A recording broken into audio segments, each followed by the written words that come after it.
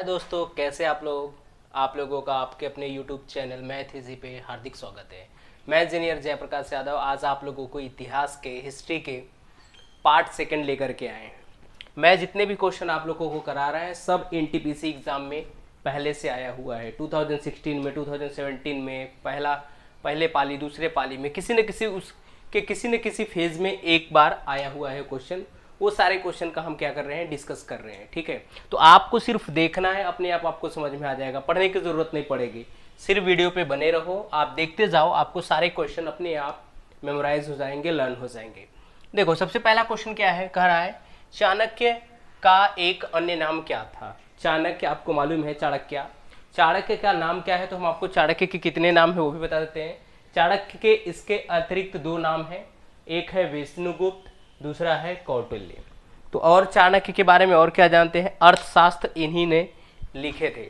अर्थशास्त्र जो है हमारा एक विषय है, उसको किसने लिखा है, इकोनॉमिक्स, वो हमारे कौटिल्य। चाहे आप कौटिल्य बोलो, चाहे विष्णुगुप्त बोलो, चाहे आप चाणक्य बोलो, तो तीनों क्या है, एक ही नाम है। क्या चाणक्य क्या के दो अदर नाम क्या है, अदर नेम क्या है, विष्णुगुप्त या फिर कौटिल्य। और कौटिल्य ने ही क्या किया था, अर्थशास्त्र यानी इकोनॉमिक्स का, इनको क्या बोला जाता है, फादर यानी जनक बोला जाता है।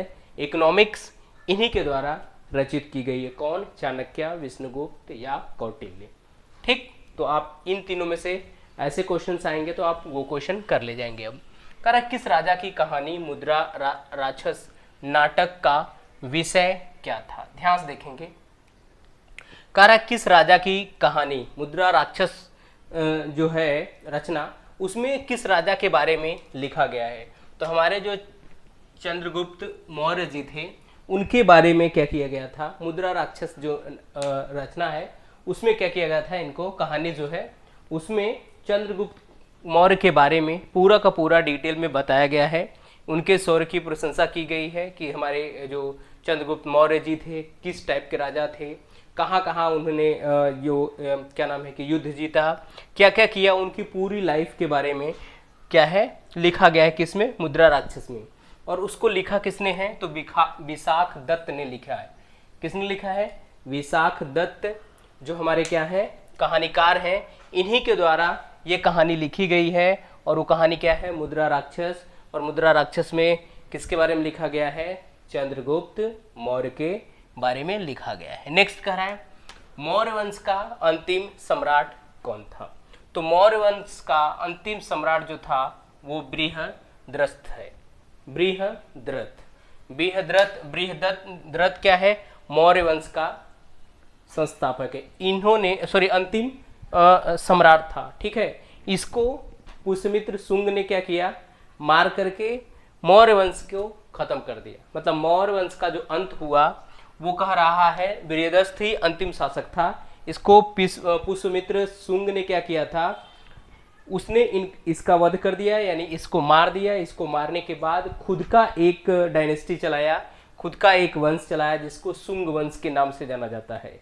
तो पुष्यमित्र शुंग जो था वो बृहद्रथ थे, वो किसके थे, वो मौर्य वंश के क्या थे, अंतिम शासक थे, अंतिम सम्राट थे।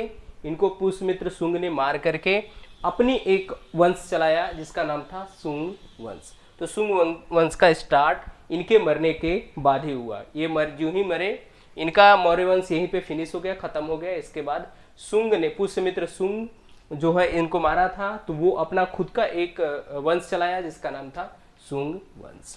अब आगे कह रहा है क्या, माल विकान्नी मित्रम। देखो लास्ट में त्रम मतलब म, अभिज्ञान शाकुंतलम, इस टाइप के जब भी लगभग आता है तो आप समझ लेंगे कि इसको कालिदास ने लिखा था। आपको मालूम है कालिदास जो हमारे भारत के एक तरह से विलियम शेक्सपियर के नाम से इनको जाना जाता है, कि मतलब कि जबरदस्त के कवि थे। तो इन्होंने क्या लिखा था, माल विकान्नी मित्रम, किसने लिखा था, वो हमारे कालिदास जी लिखे थे। अब कह रहा है क्या, चरक संहिता चिकित्सा की किस शाखा से संबंधित है। चरक संहिता, ध्यान से देखना, चरक संहिता कह रहा है किस शाखा से संबंधित है, तो आयुर्वेद से संबंधित है। ठीक है, आप लोग को मालूम होगा ये चिकित्सा यानी बायोलॉजी का एक क्या है, एक सेक्शन है कि जो बायोलॉजी वाले बंदे होते हैं वो यही करते हैं, BA MS BHMS।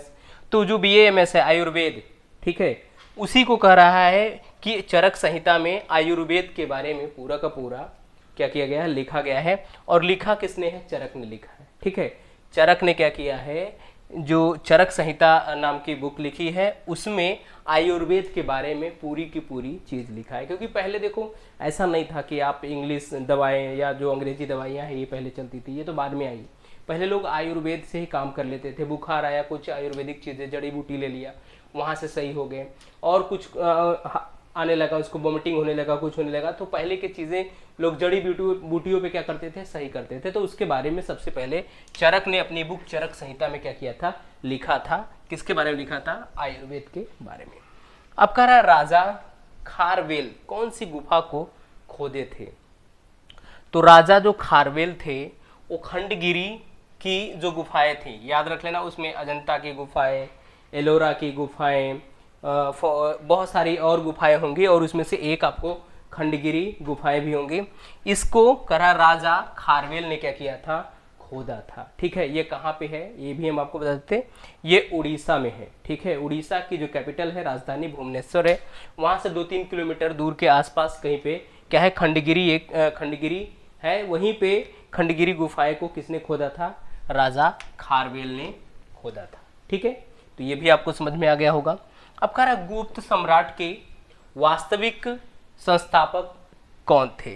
तो याद रख लेना, गुप्त काल के वास्तविक संस्थापक कौन थे, श्री गुप्त थे।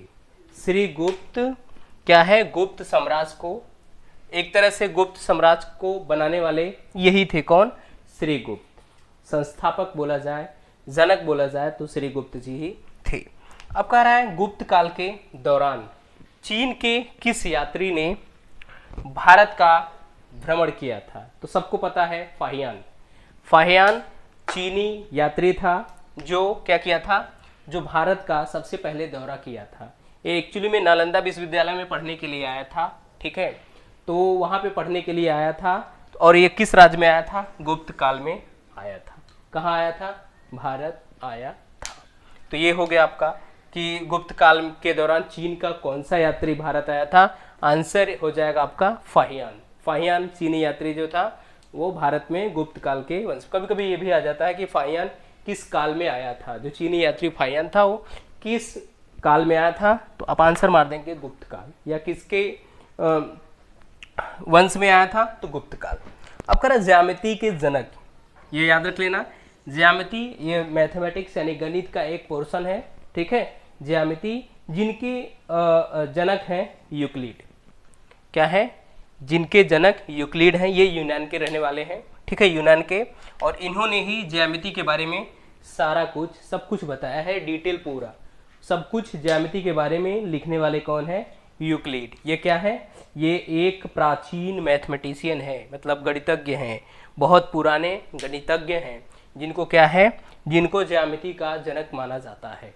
नाम उनका क्या है, यूक्लिड। ये कहाँ से बिलोंग करते हैं, ये यूनान से बिलोंग करते हैं। एक्चुअली में ये किसी एक विश्वविद्यालय में टीचर थे। ठीक है, इन्होंने ही सबसे पहले ज्यामिति की जो रचनाएं हैं उसके बारे में पूरा डिटेल में हमको समझाया था। चलिए अभी चलते हैं अगले प्रश्न की तरफ।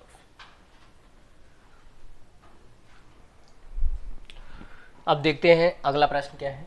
कह रहा है किस चाणक्य राजा ने कन्नौज के राजा हर्ष को पराजित किया था। तो उनको पराजित करने वाला कौन था, पुलकेशित सेकंड था। पुलकेशित सेकंड ने चाणक्य राजा जो थे कन्नौज के हर्ष को हराया था। जो कन्नौज के राजा थे हर्ष, उनको हराने वाला कौन था, पुलकेशित सेकंड था। अब कह रहा राज तरंगिणी द्वारा किन राज्यों के राजाओं के बारे में वर्णन किया गया है। तो सबको मालूम है कि राज तरंगिणी जो है इसके रचयिता कल्हड़ जी हैं, जो कि एक तरह से बहुत एकदम बेहतरीन जो है कि क्या नाम है कि राज तरंगिणी एक कश्मीर के बारे में पूरा का पूरा इसमें वर्णन किया गया है कि कश्मीर कैसे बना था, किस टाइप के थे, और उसमें जो राजा जयचंद सिंह थे उनके बारे में सारा का सारा डिटेल राज तरंगिणी में दिया गया है। तो इसका जो ऑप्शन आएगा या आंसर बोलेंगे वो कश्मीर के बारे में ही राज तरंगिणी में पूरा का पूरा लिखा गया है। ठीक है, इसमें लगभग 8000 श्लोक हैं। और अब कर आगे तांत्रिक योगिनी पंथ का मूल स्थान क्या है? तो इसका जो मूल स्थान है वो क्या है? उड़ीसा है। आप देख सकते हैं तांत्रिक योगिनी पंथ जो है उसका मूल स्थान कहाँ पे है? तो आप ले लेंगे उड़ीसा पे, टिक कर देंगे। साहित्य के प्रख्यात समर्थक राजा भोज किस वंश से जुड़े थे? तो राजा भोज जी जो थे वो परमार वंश के थे। परमार वंश के एक राजा थे। आगे कह रहा है चोल राजाओं में सबसे महान राजा कौन था? तो सबसे महान राजा क्या था? करिकाल था। तो आज के लिए बस इतना ही। मैंने आपको लगभग जो भी मुझे समझ में आता है कि जो एनटीपीसी के एग्ज़ाम में पहले से आए हुए हैं, मैं उस क्वेश्चन को हमेशा एक्सप्लेन करने की कोशिश करता हूँ। आज भी मैंने वही किया। तो मेरे जितने भी जब तक मैं हिस्ट्री पढ़ा रहा हूँ, सिर्फ आपको क्वेश्चन उसके साथ साथ उसका सॉल्यूशन, और वो भी डीप में पूरा का पूरा आपको समझाते हैं। आपको कहीं पे भी नहीं समझ में आता है तो आप कमेंट में लिख सकते हैं। वैसे मैं पूरी कोशिश करता हूँ, अपना 100% देने की कोशिश करता हूँ। बस आज के लिए इतना ही है। Thank you so much for watching my video.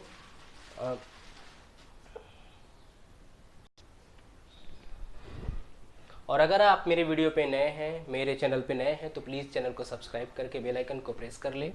और अगर आपको मेरा वीडियो अच्छा लगता है तो वीडियो को लाइक करें, वीडियो को शेयर करें, अपने दोस्तों में ज़्यादा से ज़्यादा शेयर करें। Thank you so much for watching my video.